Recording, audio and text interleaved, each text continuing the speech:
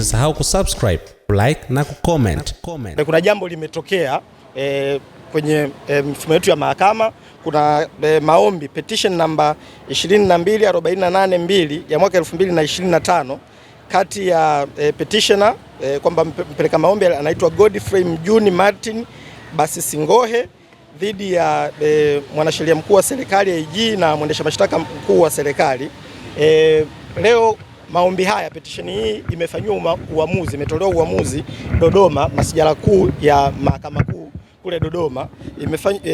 Umetolewa uamuzi na majaji watatu ambao ni Jaji Fahamu, Jaji Chuma na Jaji Kamana. Sasa tumeamua tuwapeni taarifa ya uamuzi huu kwa sababu kwa namna moja ama nyingine unahusiana sana na kesi hii inayoendelea ya mwenyekiti. Kwenye maombi haya hukumu ya mahakama kuu imekitangaza kifungu cha 194 kifungu cha kutoka kwenye sheria ya mwenendo wa makosa ya jinai kwa maana ya Criminal Procedure Act sura ya 20 kama ilivyofanywa marejeo mwaka 2023.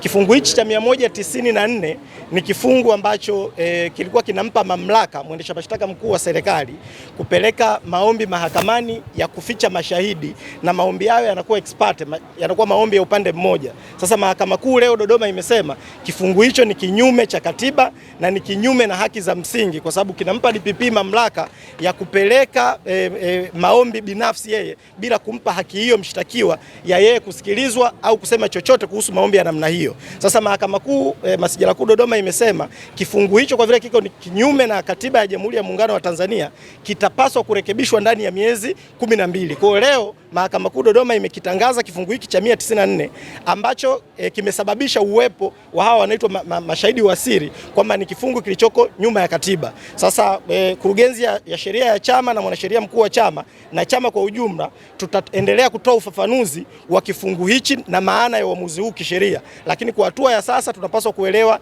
yale mambo ambayo mwenyekiti wetu wa chama kwa maana ya mshtakiwa kwenye kesi ya uhaini aliyokuwa anayalalamikia siku zote kwamba huu utaratibu wa kuwepo na mashahidi wa siri sio utaratibu wa kisheria na utaratibu unaomnyima haki. Leo mambo hayo yamethibitishwa na mahakama kuu kule Dodoma, kwa mahakama kuu kusema kwamba kifungu hicho ni batili. Kwa niliona nianze kulisema hili kwanza kwa ajili ya uelewa na watu wote wafahamu kwamba baadhi ya mambo ambayo amekuwa akiyasema mwenyekiti wetu mahakamani yanathibitika kwa aina hii ya pamoja na mahakama kuyakubali na kutoa uamuzi kwenye mashauri mbalimbali. Ili kwa wa kwanza kupata habari zetu, tafadhali usisahau kusubscribe, like na kucomment.